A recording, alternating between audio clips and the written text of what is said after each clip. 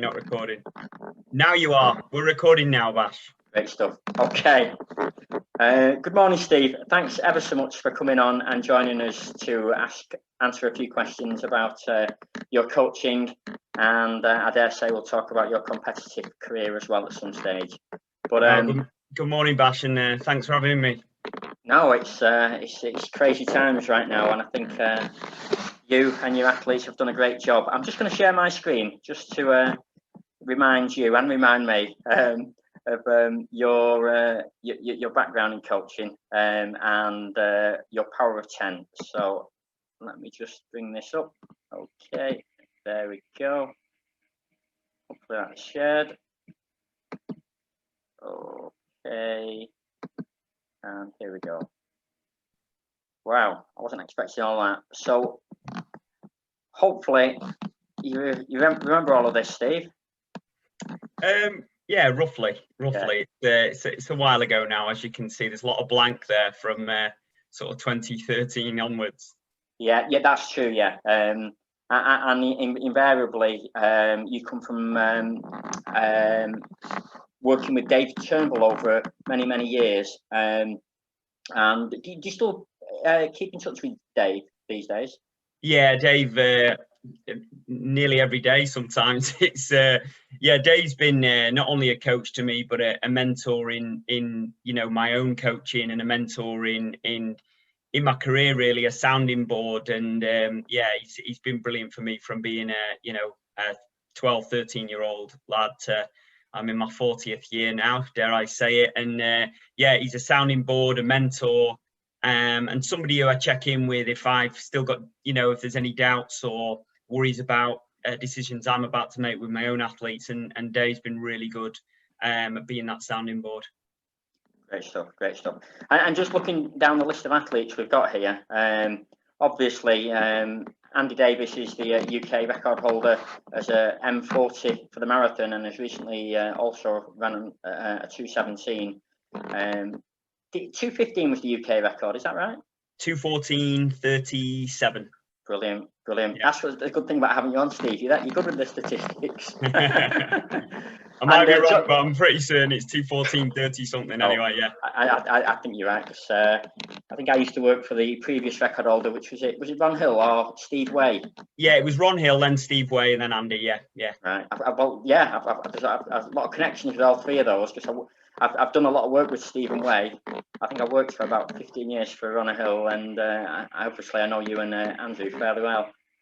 And obviously Johnny Mellor's recently the top UK finisher at the London Marathon with his 2:10 and Olympic qualifier, which was great news.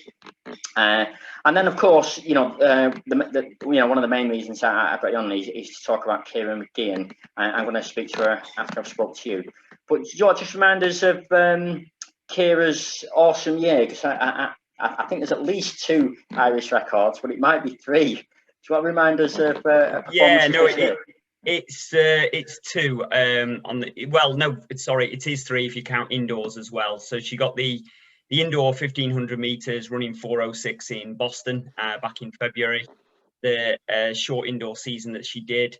And then from there, obviously there was the lockdown period, and then a short track season where she ran 1:59 for the 800 meters, breaking the Irish record, and also 2:31.0 for the kilometer, which was also, an Irish record that she took from the great Sonia O'Sullivan. So yeah, it's a really good year for Ciara, considering, we didn't think we'd get many racing opportunities, and the opportunities that we did get, we took well. And yeah, really proud of how she conducted herself through the lockdown period and the period of uncertainty, and the Olympics going, the European Championships then going, and we still took advantage of a good season. And I basically said, Monaco Diamond League is your championship this year, and she ran really well there.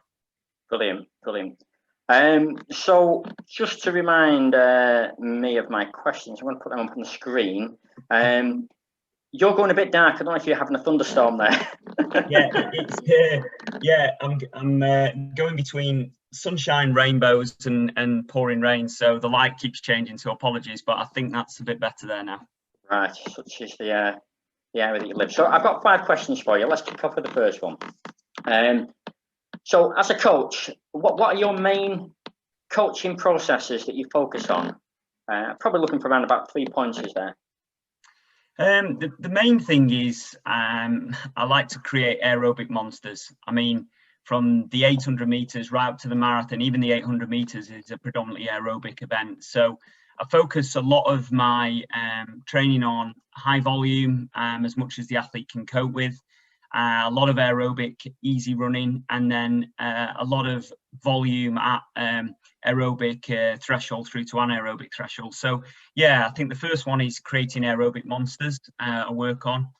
The second one is creating robust athletes, and to steal a quote from a famous coach, Fuz Ahmed, is to create bulletproof athletes. And that's from gym work, that's from hill work, that's from not only bulletproof in terms of their bodies, but also bulletproof and resistant in this part of the mind. And so yeah, that's the second part of what I do. And then the third part really is always developing the specifics, the event specifics for that individual. So it's once you've got the foundations in place and good foundations, then it's very easy to build the specifics on top of that. Now, you know, if it's someone like Kira, you know, running at 63, 64 seconds a lap in the 1500 meters, you know, or 60-second laps in the 800 meters, that's her focus. And then for Johnny Mellor, it's running, you know, between 4:55 and a 5-minute miling for 26.2 miles. And so the specifics are built on top of strong foundations. And it sounds very simple, but coaching is simple if you get the foundations and the basics right. Lovely, thanks. Okay, there's one thing I want to grill you on further, but hopefully that's going to come up in one of the next questions. So question 2, which areas are you focusing on to develop as a coach? So you as a coach, you know, I mean, we're always learning, and there are always areas that we want to find out more information. So which areas are you looking to develop yourself in? I'm always, I'll be honest, Bash, I'm always trying to develop, and there's lots of areas. There might be areas that come up based on a current issue I have with an athlete, and that can be an injury issue, but that can be a development issue where I might have stalled on their development and I need to understand why. But I do a lot of my development now is on the mind and the part of coaching that's often neglected. And that's this bit, the top 2 inches. And so I do a lot of work on how to develop an athlete to have confidence and to be able to stand on the start line, knowing they're able to deliver their best. And that's a big thing that I probably didn't do enough of in my career is, you know, working on that part and knowing, not having the fear of failure, etc. And knowing that really it sounds like a cliche, but all you can do is your best. But sometimes you're sabotaged by negative thoughts, etc., and you're not able to deliver your best. Now, your best is all you've got, but if you can maximize delivery of that and get 100% out yourself, then you can't ask for any more. And I think a big part of that is not just the physical side, but also the mental side. And I think there's so many things out there now that can affect an athlete, from comparison through all the social media platforms we've got now. The data is so readily available. You know your rivals' results within 15 seconds of them finishing it. And you know, I think there's a lot of comparison and a lot of information going in there, and that's, you know, athletes need to develop the capacity to cope with that and cope with the stresses around it. So that's a big part of my development. And you know, and I'm always learning across all areas. You know, with Tokyo coming along, and you know, hopefully having a number of athletes there, then there is heat elements that we're going to have to cope with. So I'm doing a lot on how I'm going to prepare them for the heat and the travel, etc. So those are my key things right now. Lovely, lovely. Yes, that's pretty comprehensive. And suddenly, hopefully, you know, for the athletes listening to this, they will realise, you know, that there's an awful lot that goes into coaching, and particularly, you know, both for professional coaches and volunteer coaches, and I'm sure that Dave Turnbull was doing similar things back in the day when you were coming through the ranks and winning national championships. Yeah, definitely. Okay, question 3. and you probably touched on this a little. Who are your key support crew? You know, in terms of job title, I'm not necessarily looking to get individual names, but you know, who do you use as a support crew around you? Well, obviously, you know, I mentioned Dave as a key sounding board, and there's also Chris Jones, who's head of endurance at Welsh Athletics, who's a good friend and another sounding board that I use. You know, I have an exercise physiologist, Jamie Pugh, based at Liverpool, John Moores, that's a really good sounding board for my marathon athletes and in particular fueling. And yeah, I think, you know, it's having from decisions with athletes, and if people have approached me and asked me to coach them or be part of the team, then I work closely with Pete Riley, who's sports marketing manager for running at New Balance, and you know, was a very good athlete himself. And you know, but then I also have, you know, a number of physios. We have a massage therapist, Vicky Hales, who works closely with the team and, you know, is a key part of keeping an eye out for them, not just physically, but also mentally as well, because you know what it's like, the physio bed, it's like the hairdressers, you know, you tell them everything, and Vicky keeps everything confidential, but she'll also give me a heads up if there's something I might need to be concerned about or something that I might need to keep an eye on.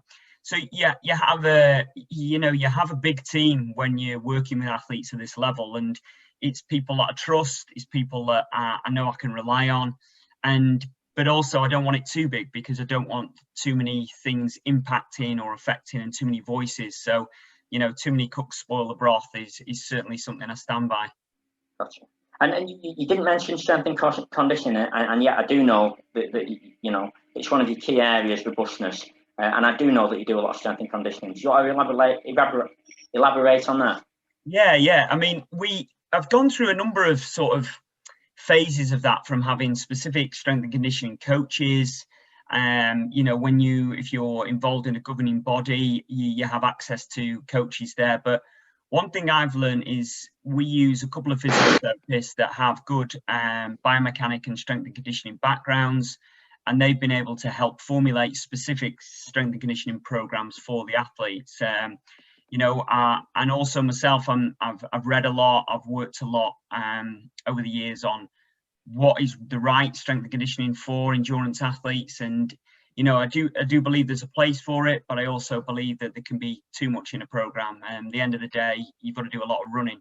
And the S&C for me, especially in the longer distances, the 10K to marathon, the S&C is about developing an athlete to be robust and injury proof. And, you know, everyone gets injured at some stage, but yeah, the key really for the shorter distances though is power and strength development, and you know, so their weights is a bit more and strength is a bit more specific, and you know, may formulate a key part of that. So I can't say there's any particular one person, because it'll often come from me, the athlete, and the physio they work with. And we don't just have one physio we work with the team, because as you know, all physios are great, but athletes are very picky, and they like to have a physiotherapist that they trust and believe in. So within the team, we have 3 or 4 that we access. And just to push you a little bit on, you talk about athletes perhaps doing too much strength and conditioning. Is there an example you could elaborate on there? Yeah, without naming names, I don't coach the individual anymore. But yeah, it's hard to say, because there's, you know, the distance running, there'll be some coaches out there that believe strength and conditioning is a massive part of their program. And I don't believe it should be. I don't believe it should take away from the running training. I think it should supplement the running training. And I've had a lot, athletes in the past where their S&C has actually taken away from the running training, and, you know, constantly being tweaked by an S&C practitioner or whoever is delivering it for them, and ending up just sore all the time. And there's a lot of damage there that can be done. So that's just in my experience. I'm not discrediting any S&C coaches, because there's some brilliant S&C coaches out there that have helped my athletes really develop. However, I just know that there has been athletes in the past where their S&C has taken away and had a negative impact on their running. So it's just in my experience, I'm always cautious to it. I want to know why we're doing what we're doing, and is that helping the athlete? If I don't know why we're doing this in the gym, or the athlete's doing this in the gym and it's not helping them, then there's no point in doing it. And you know, I know we're looking for long-term gains, but also athletes often are impatient and need to see short-term gains. And I think that there's a balance of them buying into an S&C program, but if for the first 4 weeks they can barely walk for 2 days after each session, then it's certainly not going to be something they buy into quickly. Gotcha. I've just invited Kira. I'll keep her quiet. Hi, Kira. I've just got a couple more questions with Steve, so I'll just crack on with those. And we're recording, Kira, so no swearing, okay? Best behaviour. Thanks for that, Steve. And that was a really good answer, really good response. And yeah, I got the answers I was looking for. So number 4, question 4, is key areas for taping and peaking for competitions. Maybe 3 things that. Yeah, well, it's very, very different depending on the event group. Obviously, if you're training for the marathon, you know, there's a more lengthy taper, which depending on the athlete tends to be from around about 3 weeks out, a very gradual taper, and then a proper taper from 10 days out. And that's how I work with the marathoners. Someone like Kira will, you know, it'll be some competitions we more or less train through with just a very couple of easy days, just for the 2 days leading into it to make sure she's fresh. But then major championships, again, we'll look at a 10-day taper there. I'm not a massive fan of big tapers because I feel that there's a number of things where an athlete can feel flat, feel lethargic, and it can also take away their confidence that if they don't feel as good as normal. You know, the body loves repetition, and the you know, an athlete approaching major championships shouldn't need a massive taper anyway. They shouldn't be absolutely fatigued and on the knees. So, you know, we do taper, but you know, most of the time it's 70 to 80% of what they would normally do, not a drastic 50% or anything. And it just seems to have worked for athletes that I coach and athletes that I've coached in the past. And yeah, I mean, even if I think about the marathon runners, if you include the marathon event itself, the 26.2 and the warm-up, there's still, you know, the likes of Johnny Meller and Andy Davies, they'll still run 75 miles the week of the marathon, including the marathon. So, yeah, and that might be a reduction from, you know, anywhere from 120 in the likes of Johnny at his maximum and around about 100 at the likes of Andy Davies. Gotcha. Lovely. On the final question now is really, as a coach, what do you do to wind down? What do you do when you're not coaching? Again, 2 or 3 examples. Not enough. Kira's laughing because she knows what I'm like. This year, I have tried to do a bit more. I think this year it's taken its toll, and it's taken its toll on everyone, coaches, athletes. It's been a very tough year. And I realised that I was actually busier during a year where like this than I've ever been, and it's probably because I was communicating a lot remotely. I didn't see all my athletes in large groups. I spent a lot of time lifting people up, you know, and forgot to lift myself up. And it's very important because if I'm not at my best, then my athletes aren't going to be at their best. I need to be at my best for them. And I think I was firefighting too much and not taking a step back. And I've learned more of I love my fishing, so I've got out and done a little bit more fishing this year. Not as successful as I used to be, so I've lost my touch. But I also get out on the bike. I love the road bike, and I do run still. I do run, and I do really enjoy my running. And if there's the odd race, I might jump in a race, and that's believe it or not, that's my way of giving time to myself. So I don't just sit there and watch telly or anything like that, but I need to do things and get outside for me, and that's my escape. So yeah, I should do more, but I am trying. Yeah, that's brilliant. And then just to remind us of Kira's high points, in case Kira's forgot before I come on to her. We had 3 Irish records this year, but you know, which things were particularly pleasing for you as a coach with Kira this year? With this year, or from when starting coaching Abash? Well, yeah, really from coaching her, yeah. So I started coaching Kira in towards the end of 2017, and we learned a lot about each other in that first 6 months. And you know, Kira had a few problems the previous year, so it took a time to build up, but we learned a lot. And I think there's achievements along the way that might not be the big, flashing light achievements. There was a race where in 2018 where Kira and I went to a race in Barcelona, and it was a really competitive field, American athletes in there, quite a few from around Europe, and Kira won that race in 4:04.1 and looked class in doing it. And it was like we'd probably been with each other as a coach-athlete relationship for around about 9 or 10 months then, and it was like a breakthrough moment. Kira looked like she was going to deliver from the moment the gun went, and I walked away from that race and thought, yeah, we've cracked this. And that's, it seems like a short time, 9 to 10 months, but it's a lot of hard work. And that was a real proud moment for, I think, both for me and Kira, and maybe she could talk about it. But for me, I really enjoyed that one, and I really felt as though that was the first time Kira and I had got to that point where we knew what we were doing together. She understood what I was trying to do long term, and bought into the program and bought into me. So yeah, it was a really nice moment. And you say that was what, 3 months or 6 months after you'd started? No, 9 months. It was 9 months, right? Kira might be able to say, but I think it was June or July. I think it was the last race leading into the European Champs that year where she finished 4th. So yeah, it was around about then, and that was a moment for me that I was just really proud of us both, I suppose, from getting there. And I think it was maybe Kira's 3rd fastest time ever, over 1500.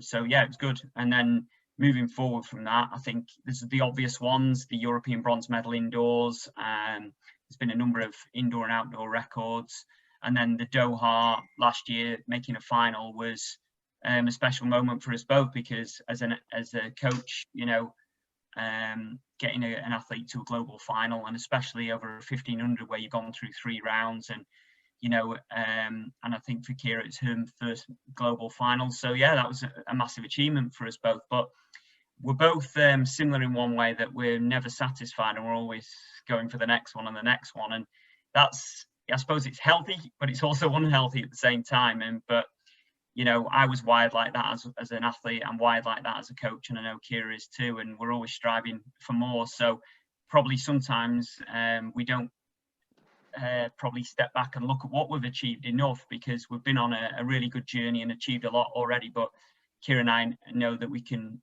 both achieve more together. So it's exciting times. But yeah, it's just been a journey, and I think making sure that we together look at the journey and remember, we've achieved a lot together. And I'm just really proud of Kira, because she's made a big move to coming to the UK and over to England, and investing in a team and living with a load of foreigners that have got all weird, quirky habits, and it's not easy. So she ends up translating for half of them, and no, but genuinely it's been a good journey so far, and we're looking forward to next year now. Brilliant. Thanks very much, Steve. That's great. I'll